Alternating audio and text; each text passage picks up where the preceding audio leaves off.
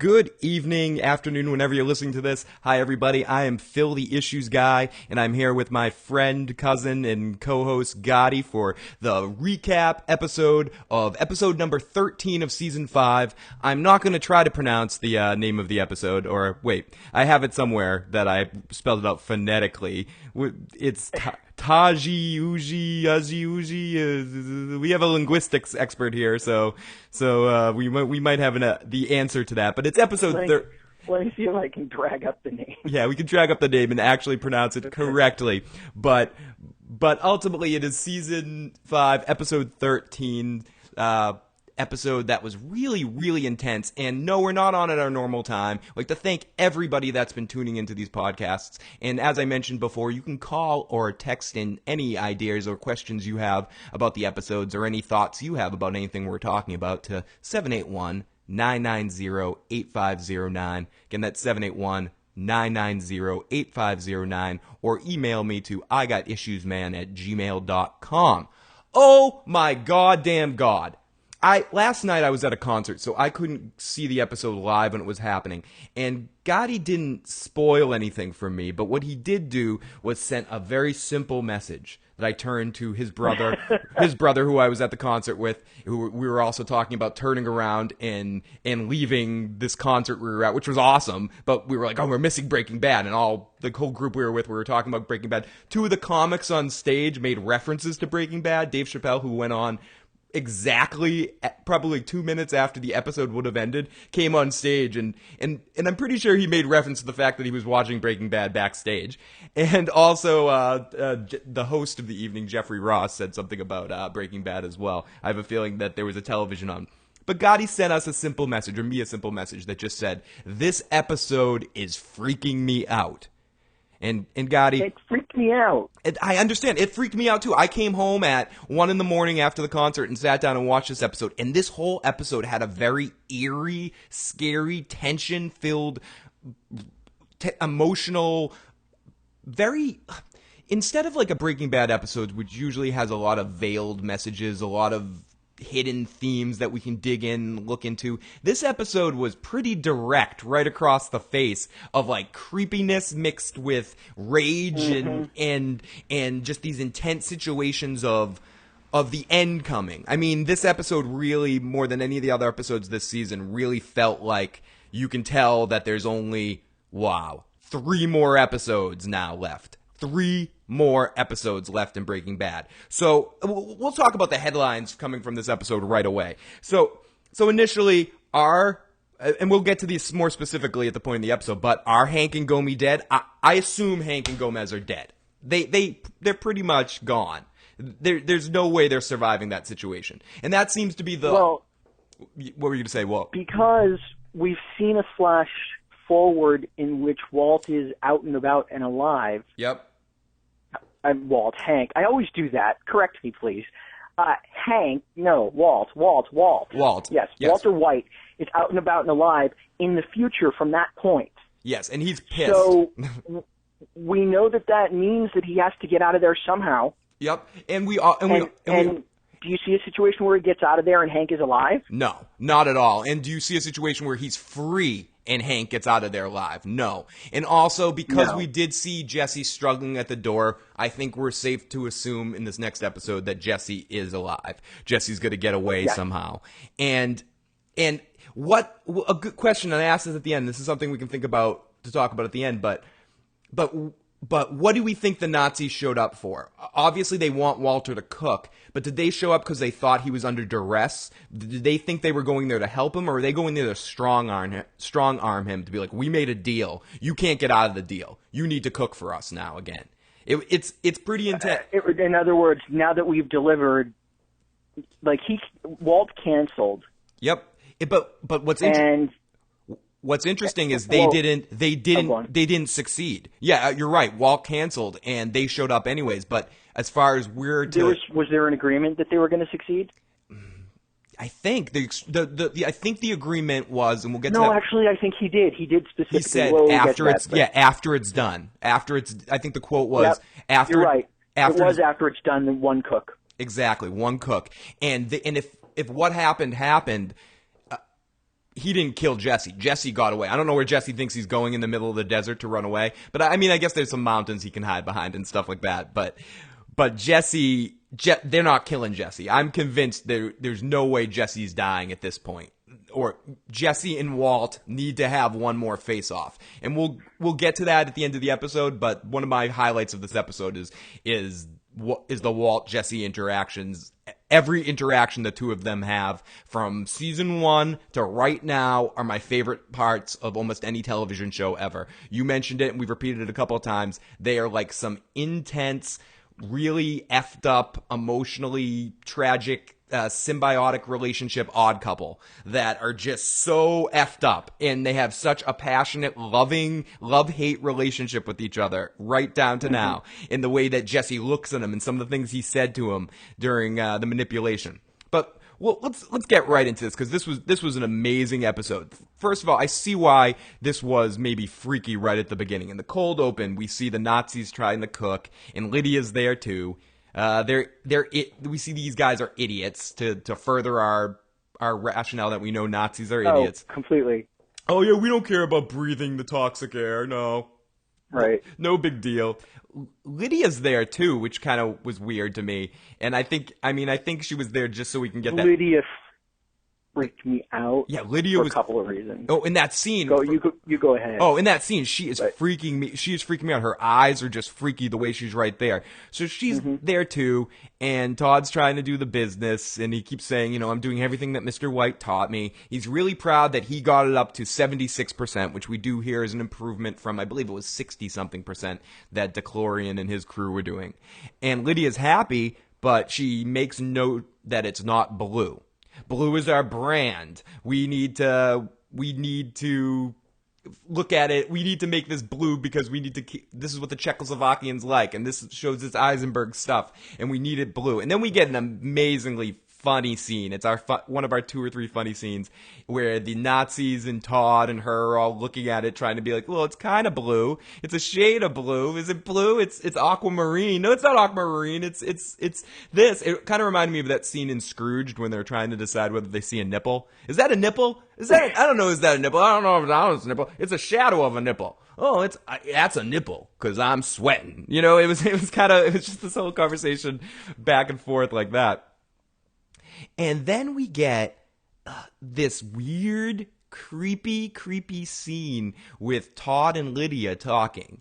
That was the part that got me because it showed exactly what Mike was trying to tell everybody and what I thought about her from the moment that we met her. Yeah, that she is just she's as bad a manipulator as Walt is, and she's even better. She's heartless. She is just wrapping Todd around her little finger and using him in that innocent way. He's doing the Woody Harrelson from Cheers. Hi, Mrs. Howell. Can I help you? And she's like, no, call me Lydia, not Mrs. whatever the hell my name was.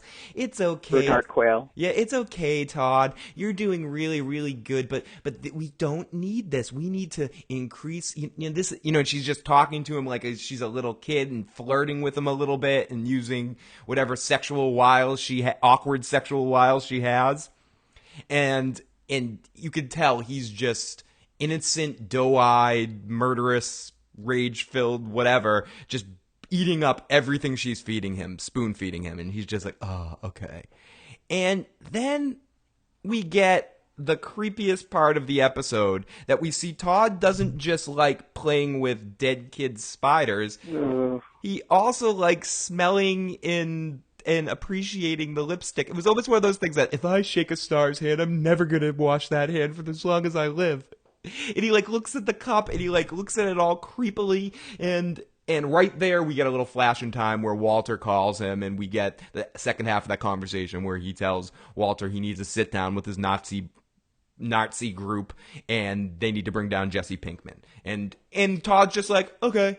And then he sips the coffee right in the same spot that her lips were, so his lips would touch where her lipstick was. It was so fucking creepy. It was so creepy. It was like something out of some weird horror movie that he's going to turn into some stalker, and I don't see good things happening for it. And stock meth labs for lipstick of psychos. My thing about Lydia is that people have since she was introduced, people have mistaken her mousiness. It's not quite mousy, but it's a nervousness for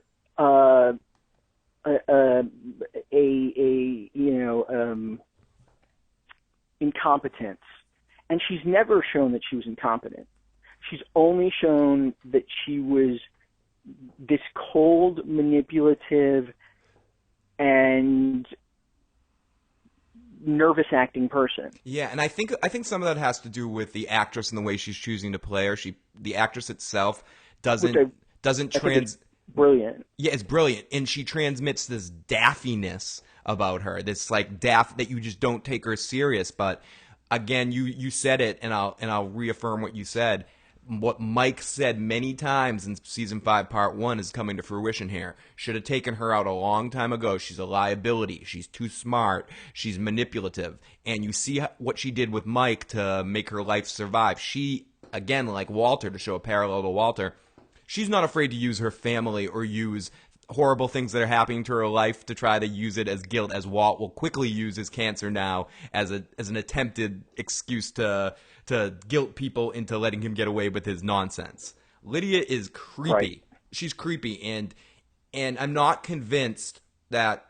I mean, I think it's almost too simple now to go to the weapons and everything like that Walt was getting in the flash forwards of 5-1 and 5-9 or 5-9. That those guns and the attack was for the Nazis because of what just happened that we saw in this episode. I am leaning more towards at this point that it has something to do with Lydia and the Czechoslovakians. That's going to come to a head somehow. But we will see. Because it's going I mean, involving the Ricky Hitler and his family. Yeah. It's gonna be very interesting to see which way this goes.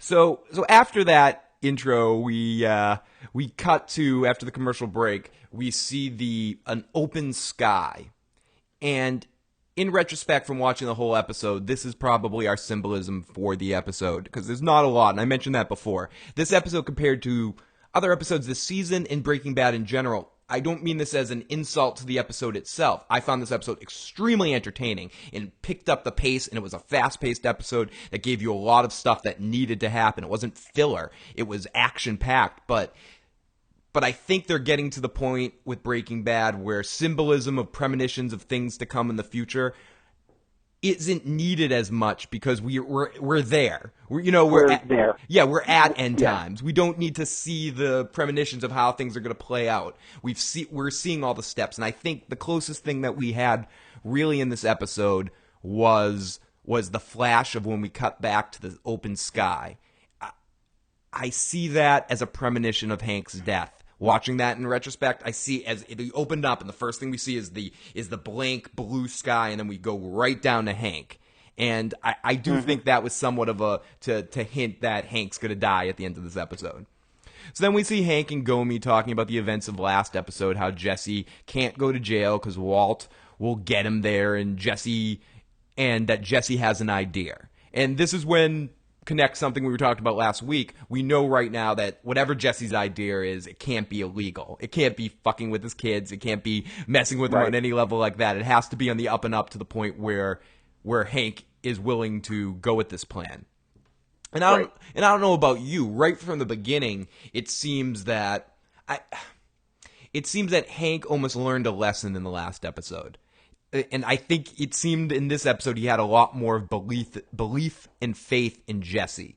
And maybe the fact that Jesse walked out of there and handled that situation the way he did and said the things he said to Walter, I think Hank almost started to like Jesse. It seemed like he started to respect him more in this episode. He was paying him...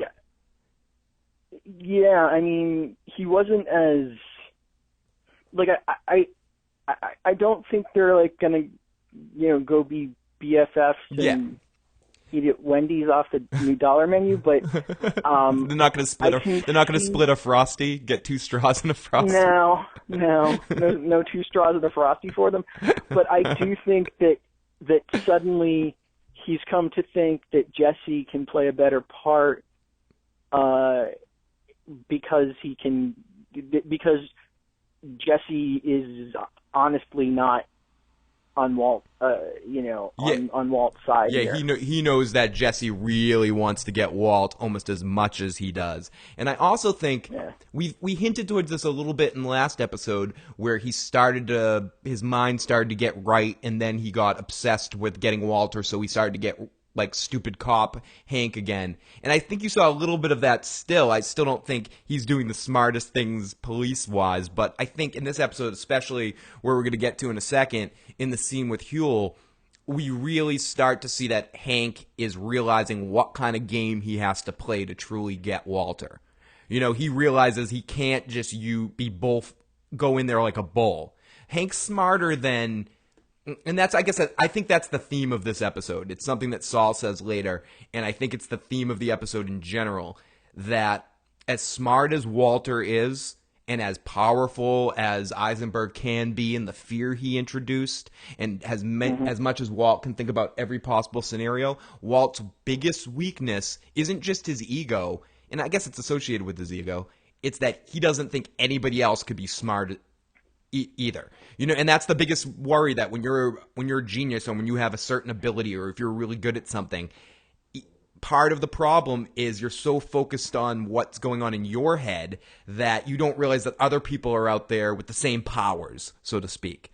And he trained Jesse, and Jesse has his mind. He is charged. I mean, I understand what that, Yeah, how you can let yourself get there. Exactly. I mean, let's. I don't like talking about other TV shows too much, but click here. Screens click off. Deep Space Nine, in the Statistic Possibilities episode, when you learn the other genetically enhanced humans besides Julian Bashir. On Star Trek Deep Space Nine, we have a genetically enhanced human, similar to Khan in the Into the Darkness movie that some of you may have seen. And because of the events of things that happen, that becomes illegal. And we have someone that's pretending to be normal. And he eventually has to give up the reasons why and admit what he is. And because he's a good person, he gets rights. And then he interacts with a bunch of other people that have similar abilities and powers. And all those people are so focused on themselves, they don't realize that it has trouble focusing on other people having brains as well, because they're so pigeonholed in their own minds being complete geniuses. And I think that's the case with Walter as well. I think Walter doesn't respect Hank and Jesse. And I mean, obviously he doesn't know that they're working together, but both of them are smart people. Hank is not an idiot. Hank figured this out before. Walt just swayed him away from it. He knew. Like we've said before, Hank should have known. Yes,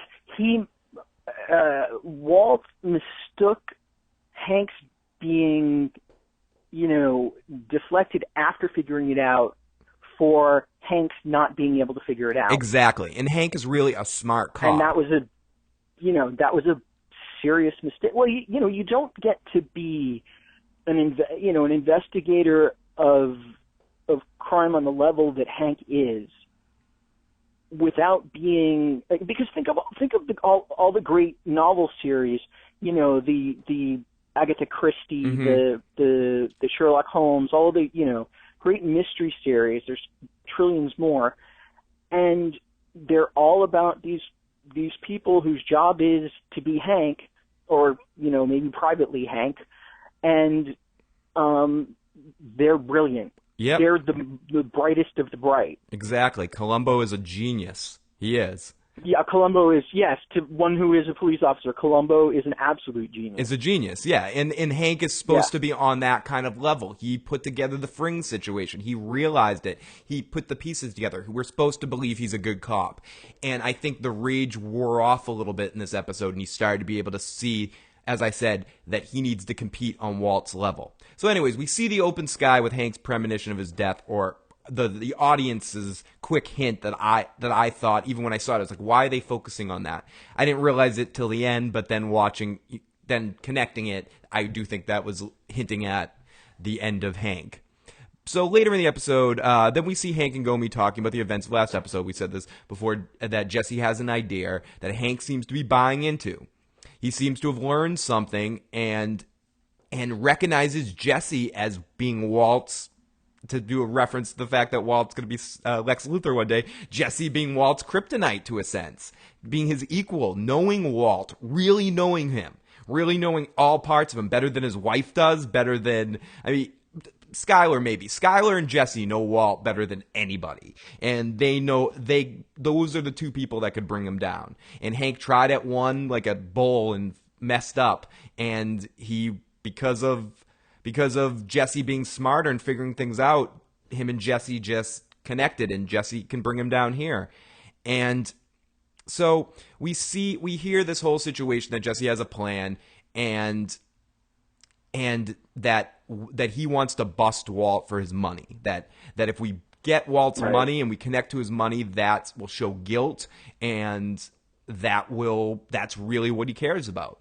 And then we sort of get a flash to the plan of what happened, and you don't know if they're talking about Saul or talking about Kuby, but they're talking about Huell. They got Huell, they busted him, they have him somewhere. Poor Huell.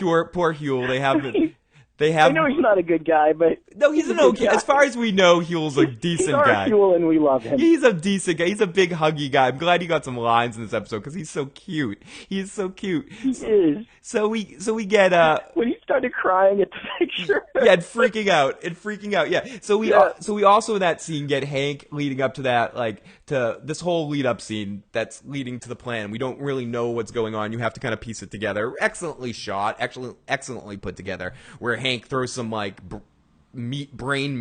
cow brain or whatever it is on the ground and spreads it out. You're like, what's about to happen here? And you see Jesse smiling, and then we see Huell and Gomi and Hank in a sort of Hank actually being really intelligent in the way he plays this situation. They kind of give him the cop. They tell him that they know that Walt's the mastermind criminal, and he like calls me like, nice poker face, Huell. Yeah, of course we know Walt's the bad guy.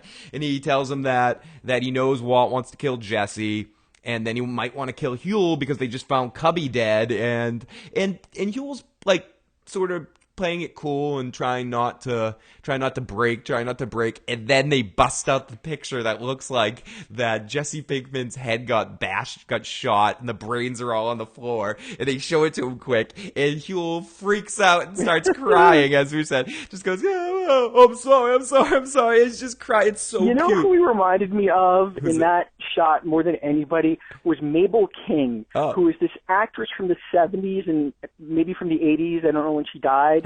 She was in like The Jerk and What's Happening. Like that was her son. And she was just crying. He was just crying. It was so cute. Yeah. And he spills the guts about. He's like, no. I don't know where he buried the money. I don't. But I got these things at Home Depot.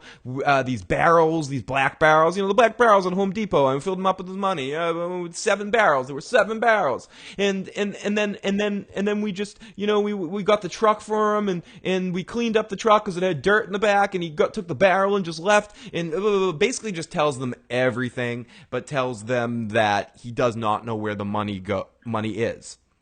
And for the first time, like I said, Hank played Huell perfectly, and we see Hank being a great cop again and really manipulating him, telling him, don't call anybody, just stay here for your safety. Takes out the battery of the cell phone. He goes, don't use your cell phone because Walt can track you. Which is a good foreshadowing for later in the episode. And we just get a really funny scene with Huell, and Huell's like, how long are you going to be? And which leads me to think, if what happens at the end of this episode happens, Huell's going to be in there for a really long time. And Huell disappears. I mean, Hank and Gomi disappear, and we cut off to Walt's meeting with the Nazis, and talking about how he needs to take out Jesse Pinkman. One guy asks Walt if he's a rat, and he's like, no, just not a rat, just crazy.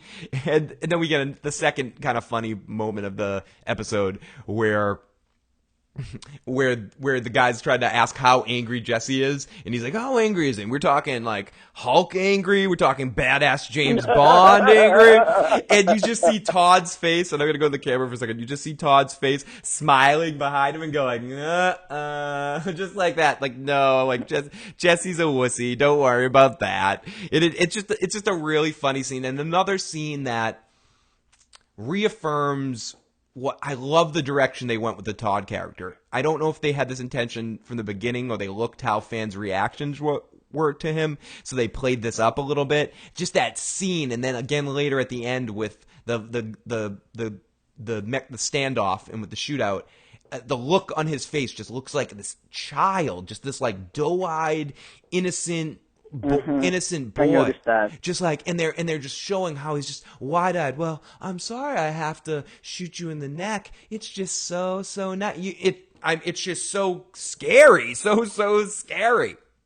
So we have the meeting, and the Nazis don't want to get paid. We speculated about this last week and a couple of weeks before about that if Walt would ever need these guys again, that they would not want Walt's money. They'd look at the money they could get from a murder hit job as just a small drop in the ocean they could get with this meth trade. And I'm glad they addressed this. And again, this is why Breaking Bad has some of the best writers working today, because they actually address important things like referring to the fact that these Nazis wouldn't just take money for a kill when they could make millions and millions of dollars Walt was making with the meth trade. That's what they're that's why they so quickly took out the DeLorean crew. Probably did that for free for Lydia, because they want to take over the full control of the meth trade in the area, and they know that. And they're probably thinking a similar thing. Use Walter up, get what they need from Walter, and then Walter's out of it so they don't have to deal with it. They might even be thinking teach them and not Todd, because they think that they might be better at it than Todd is. I mean, who knows? And I thought a great line in this scene was drop in the bucket compared to that blue stuff. We want to do it right, and that's the price. And Walter does a little bit of manipulating, and we get the the underworld handshake that's as good as a contract between the Nazi guys and Walter about killing Jesse. And as we mentioned earlier in the show, basically it was identified that it needs to be done. Jesse needs to be dead before Walter will give them one cook. And this is basically right. We go to commercial break and we get hashtag flush him out, flush out Jesse, because Walt's like, I know how to flush him out. And we go back from commercial and we see, like, every time in this show we think we want to try to relate to Walter and look at him as a good character that might be growing or might be trying to do the right things. He does something creepy evil like he did in this scene, and we come back from commercial, and Walt goes to Andrea and Brock's house to visit them, because that's his plan to bring Jesse out of the woodwork. Go talk to them and talk to her about how he's having problems with Jesse. Basically tells her, does the Walter lying trick, tells her the almost truth, that he did something wrong, and Jesse's upset with him, and he can't get a hold of him, and Jesse's on drugs again, and she needs to contact him because he's worried. And then he has some creepy lines back and forth with Brock, too. It makes me think that Brock knows him, and Brock knows that he poisoned him somehow or something. There's just some creepiness between some looks. He's like, hey, Brock, how you doing? It's like, and he just ignores him, and it's like, okay, I'm doing okay. And he just keeps giving him dirty looks and stuff. We also get one of like, I think it's 3 references to this in the episode, where she goes, did you try his lawyer? And Walt goes, yeah, you mean Better Call Saul? It's just in that bullshit, like, funny way, like, and so smarmy. And I said this before, but Walt is the best in the world, or best in any television show ever, at using bits of the truth to manipulate his own situations. He's so good at that. So good at taking a little... Yes, he weaves the truth in the lie so perfect, so that the lie has a lot of believability to it. Exactly. He takes care of that lie. He pats that lie in the back and really makes the lie feel good. So the problem is, he doesn't realize that Hank is with Jesse. He doesn't realize that they're a team. And those two together, I mean, maybe not a team, but at this point on this mission, they're a team. That those two together can outsmart him. They know him well, like Jesse knows him well enough, and Hank has the balls and the connections enough to really screw with him. and that Jesse is now pretty much immune to Walt's manipulation. Like that he is going to smell this out like a rabid dog, no pun intended, but he's really going to smell this in. He has Walter's number now. Walter goes to the car to call the Nazis, to tell them not to hurt the kid and the mom, don't do it in front of them. Like, these guys are going to listen to this crap. Like, this is where Walter's ignorant to what actually happens in the world. Because... Although, what about on The Sopranos when they killed Pussy, and he said, just not in the face? Just not in the face, yeah. Yeah. No, that's what I thought of then. I mean, do they do that? No, I hear you. It's that respect, and it's something that I forgot to mention. Yeah. You're right about that. In the scene where, at the very beginning, Walt's talking to the Nazis in the sit-down meeting, I forgot to mention this, thank you, that he refers to Jesse in that scene. He makes it a point to say Jesse's family. Jesse is family. I don't want Jesse to be hurt. I don't want him to suffer. And they're like, oh, quick gunshot to the back of the head sound good? And he's like, yes. I don't want him to suffer. And that's important because to what happens at the end of the episode and why Walter does what he does, I think. Because somewhere in his mind, he does think of Jesse. Hank's right in what he said last episode. As effed up as it is, and as messed up as it's manifested from Walter, he cares about Jesse. And not just for that connection to the innocence that he had when he was a school teacher. I think that's part of it. But also the affinity that he grew because he thinks of him as a pet. I wouldn't say a son. I'd say a pet. He thinks of him as, again, with the dog thing. You're a good dog. You're a good dog. But I need you. You're loyal to me. You're loyal to me. And now he's thinking about this as I have to put down my animal. The animal's suffering. And that also explains a lot of why he thinks that Jesse is loyal and can be trusted but isn't very bright. Exactly. He does not think he's bright. Again, like a dog or an animal that's just very one-sided that you need to point at and can learn to save a blind person and take them around, but ultimately, doesn't have any free thought on their own. That he's always going to be influenced by either drugs or another person. But he loves him and thinks of him as family. And so you're right about that I think that's he knows that Jesse living would really be hurt about being killed in front of those people. So he's trying to do that one thing for don't hurt the kid, keep this away from the kid and the mother. So we go to a scene that Hank gets the message that Walter that Andrea leaves on Jesse's voicemail. We get our third episode in a row with a picture of Hello Kitty. I was just going to say, wasn't that the Hello Kitty phone? Yeah, it was the Hello Kitty phone, and we've made it a point to not just, it wasn't just a one-time thing. I mean, a lot of people thought that was just a one-time shot in Saul's draw, but they decided to, I think just that's a... Have they ever watched Breaking Bad? That Hello Kitty phone is with us, till death do us part. Death do us part, yeah, and they keep bringing it back, and I love that they keep making excuses to have the Hello Kitty phone pop up at some point. So we find out that the truck had we get a great line from Hank after he listens to the message that knows exactly what Walter's trying to do, and he just goes, "Nice try, asshole." And just that you're not getting away with this. We all, hey, Jesse and I we'll see right through this crap. And we go to find out that Hank, that there was no GPS in the truck, that there used to be GPS, but some liberal mother grabbers took them out. Yeah, some people took them out.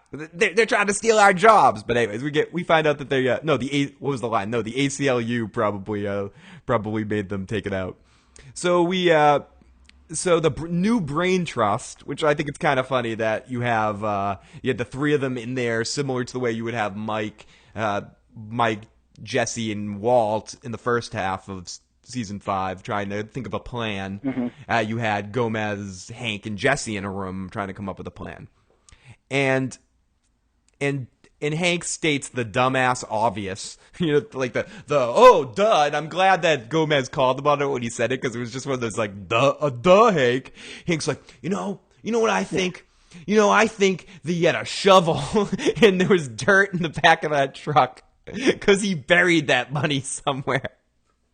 And Gomez just goes, and I just wanted to go, duh. Gomez goes, looks at him and goes, you think? Just like, or Hank goes, I bet 10 to 1 that Walt buried that money somewhere. And it's just, you think? It was just like such a funny one. I'm glad they put that in there because I understand sometimes when you're trying to figure something out, you need to state the obvious to come through. I think that was very real to life because we'll be like, oh yeah, we're talking about this and then we have to get to that in the podcast. We do that too in a sense. Yeah, of course we're going to get to that after that. I mean, it's obvious, but it was just, in real life, someone's going to call you on that, especially in the relationship that those two have, where they're very... Well, yeah, and last night on Talking Bad, Stephen Michael Quesada was on, and he said that,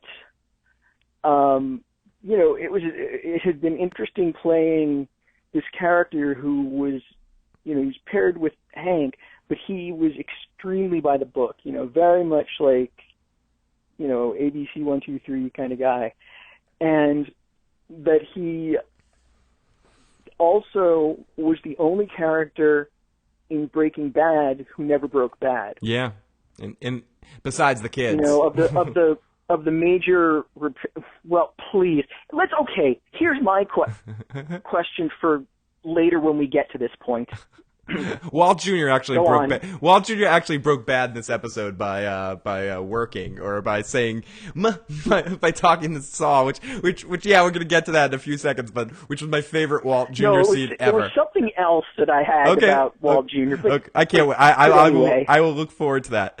So this is So at the end of this scene, though, it does conclude with the fact that Hank does have a plan to piggyback onto Jesse's plan. That yes, the cars don't have GPS anymore, but they just stopped having them like 6 months ago or something like that. It was might have even been less. It was like, oh, they just stopped a couple months ago or something. Yeah, it wasn't long ago and long enough to pull a bluff by saying that Walt doesn't know. Your car had a GPS. Exactly. Asshole. Yeah, exactly. Walt. Yeah, bitch. No, but listen, bitch. Yeah, we get a lot of Jesse bitches tonight. Like, and I heard Aaron Paul. Yeah, Jesse was back with the bitches. Yeah, it was a refreshing change. It was refreshing. I heard in a podcast during the break between the two seasons that Aaron Paul was on, and someone was asking him about the whole bitch thing, or it might have even been after the first couple episodes of this season. He's like, don't worry, there's a lot of bitches left in the last couple episodes, or so he said something to that effect. So we got our fill tonight. If we don't get any more, we got some awesome Jesse bitch lines tonight. So Hank basically says, as we were saying, that Walt doesn't know that there was a GPS on it, and then we get into the mindset of how is this going to manifest itself in a plan. And this is where regular Hank with this information would screw this up, but Hank with Jesse can make this a success, because obviously Walt does not know all the chemicals, all the chemicals involved in this experiment, and he doesn't realize that Jesse is part of this whole scenario. So after this, we go to our commercial break, and we get our Walt Jr. Skyler scene of the episode. Skyler's afraid and keeping Walt Jr. at the hotel, apparently, because he's not allowed to go home, and at the A1 car wash, where he's working with customers and learning how to say, have an A1 day. And then we get Saul showing up. Good for Walt Jr. Yeah, good for Walt Jr. Doing some good things for his family. He shows up, and we get a very cute scene with. It was probably in some ways my favorite Walt Jr. scene in a long time, because it seemed like genuine. Because I get a feeling maybe the actor just really likes the guy who plays Saul, likes Bob. And he was just like eyes wide open, like smiling at him, like, oh my God, you're the guy from the TV. He recognized me. He's like, I love your commercial. oh, what happened to your face? And Saul just smiles at him and just goes, occupational hazard. And don't drink and drive. And if you do drink and don't drink and drive, but if you do drink and drive, call me.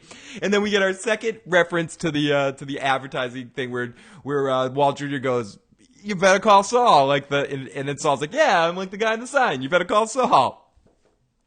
And it was a cute scene between the two of them, but it was, Walt Jr.'s just, I almost roll my eyes at scenes now. I feel bad for the kid. I kind of do. I mean, that and he kind of lost whatever cute he had. Yeah, and he's starting to look his actual age, looking 4 years older rather in the 1 year that's supposed to have passed by. It's becoming more obvious. They're putting him behind counters and stuff, and making him crouch down a little bit more. Mm-hmm. I feel bad for him. So we get after that scene, we see Saul and Walt up outside talking about an update about Jesse Pinkman. And we also find out a question. In the tabloids, would they be called Salt? Salt. That'd be a good. Yeah. That would be a good, or that would be their tabloid name. That would be their couple name. So Salt are talking, and we also get an answer to our question from last week. We find out that the drugs were not Saul's drugs in the car. That he was getting his car cleaned because there was so much powder in the car that he needed to get it. And that also answers our question from last week that some people were wondering, was it meth or coke he was doing? Interesting that those were questions that people were having about last week's episode. Well, so where did Jesse get the drugs? You mean he could stop for gas, but he couldn't stop for drugs? Oh, how would you know where to get coke? This is Jesse Pinkman. He knows every place in Albuquerque to get drugs quickly. So, well, he didn't have any. Yeah, he had money. Saul gave him money. He could have spent that on coke. So that's covered, guys. Stop trying to find silly plot holes. Stop trying to find reasons not to enjoy the program. I'm all for picking apart things when they're stupid, but Jesse Pinkman getting coke isn't one of those. So we get a funny scene. That made perfect sense. It made perfect sense that he would get drugs, like that he could easily get drugs. And we see, like we said, a scene with Saul and Walt talking. And Walt's like, "Would your 50 phones break? Why'd you have to come here and talk to me?" And again, this is the scene that we get the most important line in the episode that Saul basically says to him that, you know why Pinkman hasn't showed up at the girl's house yet? Because you underestimate him. He's not as stupid as you think. And Walt just ignores him. He doesn't even take it in. He just goes, are you wearing a bulletproof vest? Like, he's distracted by the fact that he's wearing a bulletproof vest and doesn't even listen to the fact that Saul's basically telling him, Pinkman's smarter than you think. Think about this guy like you would think about Fring. Don't think about him like he's the Jesse you think you control. He's not that person anymore.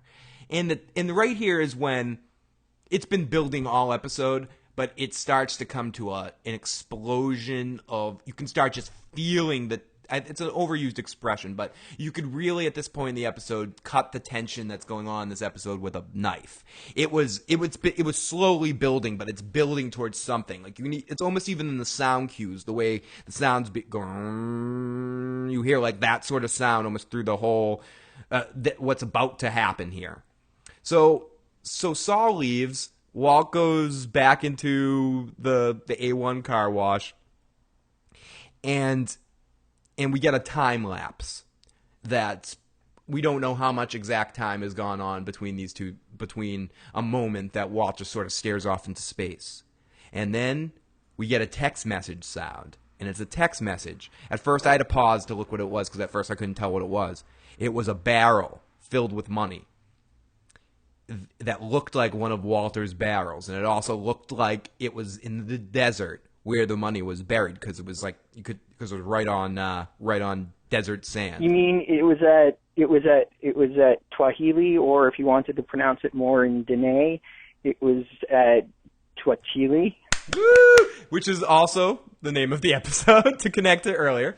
So he texts him a picture, and then right after the picture gets texted, and Walt starts to panic because you can tell he right away thinks it's his money. The phone rings, and it's Jesse.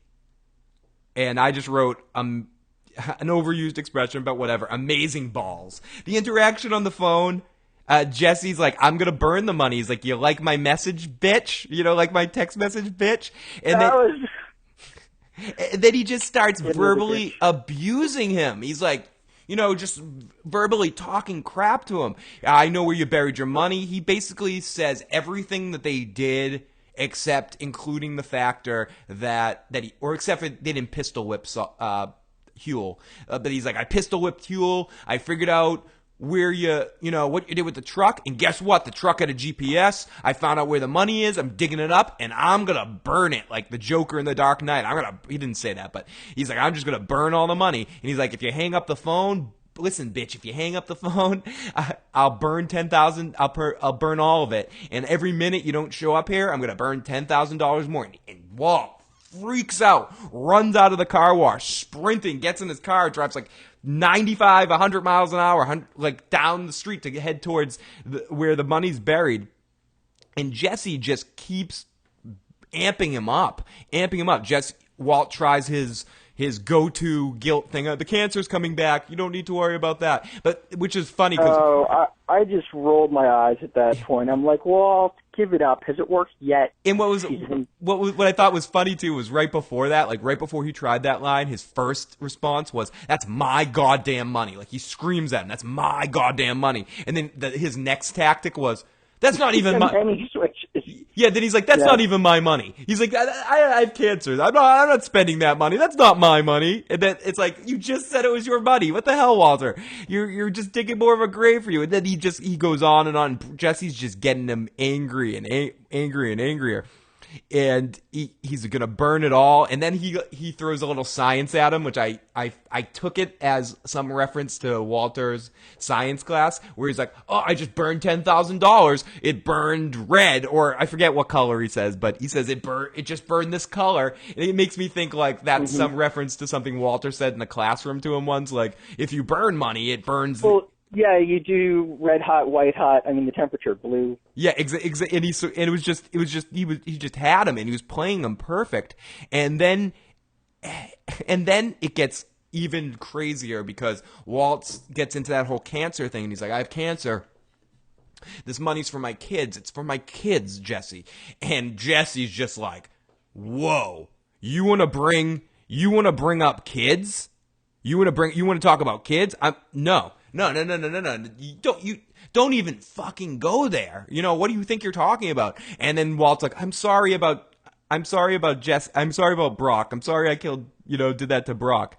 But Brock is alive. Get over it. And Jesse's like, you're not sorry, but you will be. And then it was like Jesse knew if he kept prodding and prodding, Walter's fatal flaw came out again. The fact that Walt does not know when to let well enough alone, and he just screamed. He's just like, the fear led to rage, and rage led to the dark side. No, he led to rage, and he's like, I'm sorry, you're not sorry, or I'm sorry, Brock's alive, you lying and he calls him a lying scumbag, or Jesse calls him a lying scumbag, and he's like, I needed you. Don't you think I would have known how much poison to poison him without killing him? I'm smarter than that. I needed you to kill Gus Fring. I killed Crazy 8. I killed Emilio. I killed all those people for us.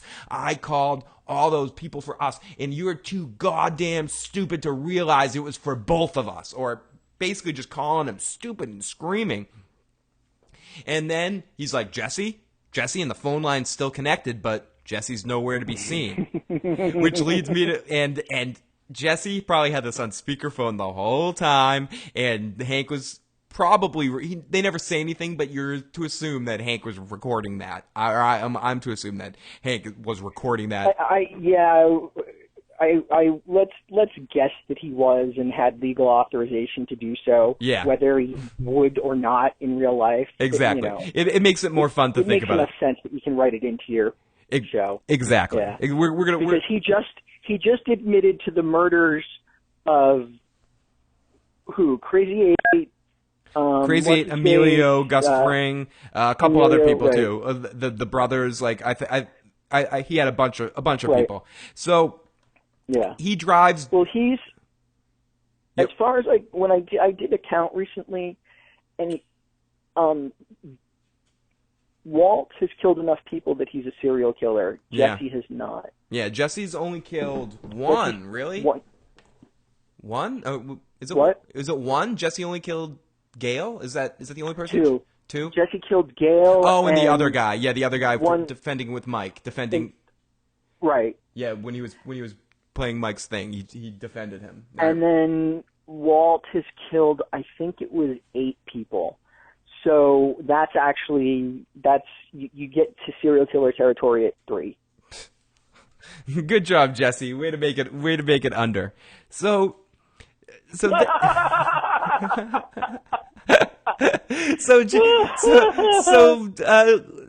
Walt drives out to the middle of nowhere where he buried his money, and you can tell right away he didn't necessarily occur to him that Jesse would have played him. He gets out of the car, he looks around, realizes that Jesse's not there. He's still yelling Jesse and looking for him. And then we get an awesome moment where Walt actually says bitch. And I love when we have, like, you know, when Doc Brown says this is heavy and Marty says great Scott. I love changes around like that.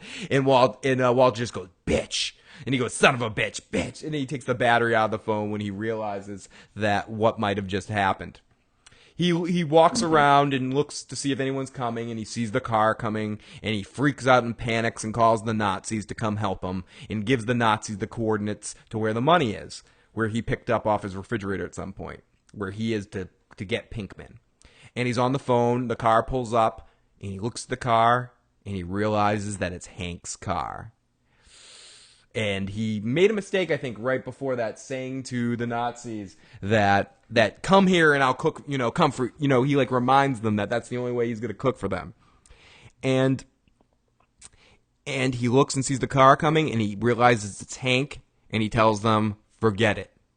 Don't come. Defeated, completely defeated.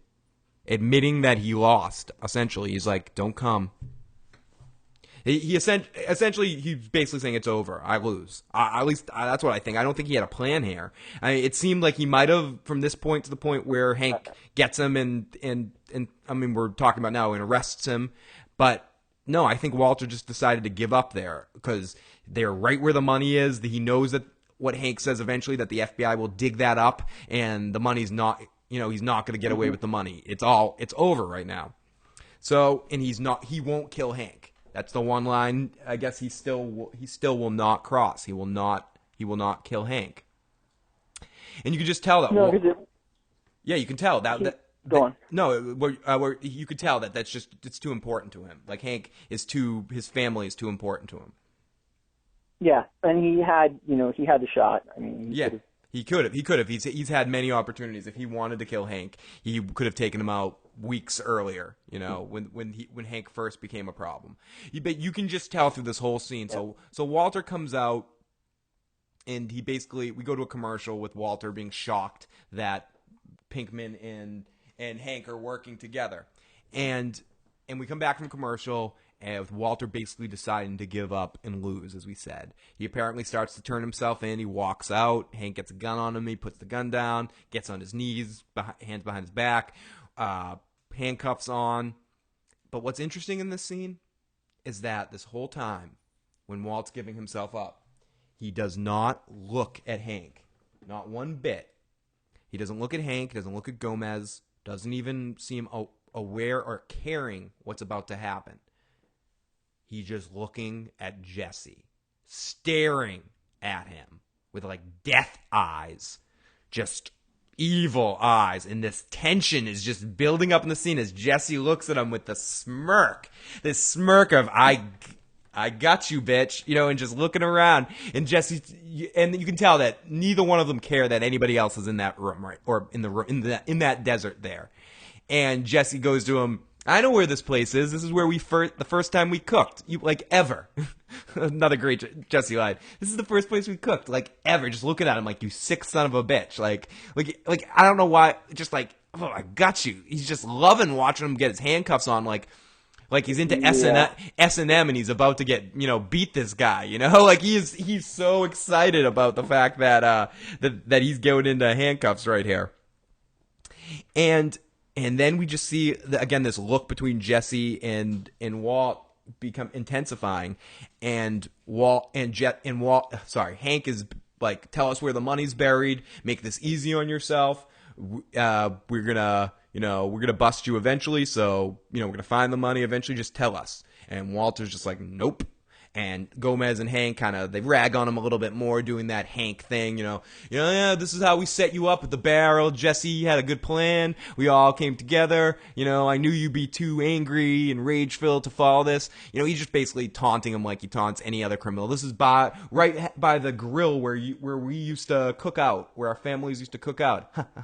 Got you. And Walt's just, all he does is stare at him, and then Hank and Gomez decide that Hank's going to read him his rights. He reads him his rights, which is something I never thought I'd hear in this show. We said this before, I never thought there would be a moment where we'd hear someone reading Walter's rights. And then he just says one word over to Jesse, goes, coward. And Jesse walks right up to him. It looks like he might punch him, and he spat right in Walter's face. Spat! Splattered. That, again, the show still, like, that didn't freak me out, but it freaked me out. Yeah. Still. It was still. Like, they got to that point, like, holy shit. Like, splat. And then Walter just charges him like a rage, and we get an amazingly cute scene of the two of them fighting, which harkens back to the end of season 4, where Jesse beats the crap out of him. It was just a great, cute moment between the two of them, beating the hell out of each other, and just like Jesse saying to him, "I'm not done with you. I'm gonna get you later." It's just a great moment. And then Walt gets put in the back of Hank's truck, and Jesse walks away with Gomez, and Hank's like, "I can't take him with me. You hang out here with him and wait here. I'm gonna go bring him to lockup. Get him arrested and book him, and then on my way out, I'll call the Indian police." So he makes it a point to say that no one else is aware that they're there. That gets said that's why I said this episode's kind of blatant, slaps you across the face with things a little bit. Is basically saying that no one else knows that they're there. And then like we said, Gomez is going to stay there and wait for the money, or wait so they can get back. And Jesse gets inside Gomez's car. And then this was the moment when I was watching the episode for the first time that I kind of, if I didn't know beforehand, I knew what was about to happen. Mm-hmm. I recently got a dog, and he's running around in circles like he has to go to the bathroom. Hey, dog! Come here! Yes, this is great episode. But yes, I have a dog, and we're winding it up. So at the end of this episode here, we get the conversation between Hank and Marie. And Hank and Marie, this was the scene that made me think that Hank was done for, because he basically is telling her that I got him, he's busted, he's in handcuffs in the back of my car, it's over. We win. It is over. And it's not over. It's not even over in the least bit. And right there, we get the Nazis pulling up, driving up, and we get a shootout. We get a standoff between the Nazis and Gomez and Hank, where they're standing off, facing off with guns, 1-to-1, being like, you freeze, show me your badge, who are you, blah, blah, blah. We get Walt screaming from the car, no, stop, no, stop. We get Jesse with his hand on the door, escaping apparently, and then we get the Nazis opening fire on Hank and Gomez. And the episode ends with just the gunfight going crazy. And most people that I've read about this episode are a little upset that they didn't show Hank and Gomez dying right there and then. Give me a break. Are you that hungering for bloodshed? Well, I mean, Lotus. How did they know that they died? Yeah, exactly. Honestly. Exactly. Was that established? No, it wasn't established. And my other thing that I'm not entirely clear about is the what was with asking them about for the badges? Like, they weren't going to shoot them if they wouldn't it be better to shoot them if they were police? Yeah, no, exactly. And I think that was just an excuse to get the guns off them for 1 second. And I think it was just, again, like them just fucking with them a little bit in some way. All right. Okay. So I'm just naive. Yeah. So that leads us into our questions for next week. Is Hank dead? Will Walt cook again? How and where do Jesse escape to? And will Todd get even more creepy? Okay. Walt has to cook at least once more before the series ends, I believe. Yeah. And my other thing is, if Walt Jr. had been just walking around the desert in Swahili and happened upon that spot and saw the whole thing happen with his dad and Jesse and blah, blah, blah, and whatever, how many years would it be before he started thinking there was something going wrong with his dad? I think about 40 years and 40 nights around that desert. He would have finally realized that his dad was truly, Eisenberg. Or he still would have been like, my dad just won all that money in blackjack. Oh my. So this was a very awesome episode, and I can't wait for next week. I can't wait for even more of amazing Breaking Badness and see how this all wraps up in these final, 3 episodes. 3 episodes. So Gotti, thank you so much for being a part this week again, and we'll talk to you on Sunday for more exciting Breaking Badness. All right. Thank you, Phil. Thank you, Gotti. Everybody, if you want to join in the fun, you can call or text in at 781-990-8509 or email me at igotissuesman@gmail.com for any questions or topics you want Gotti and I to make reference to in next week's episode. We'll be back to live after the episode next Sunday night. Thank you again, everybody that's been tuning into the episodes, and we will talk to you next time. Good night.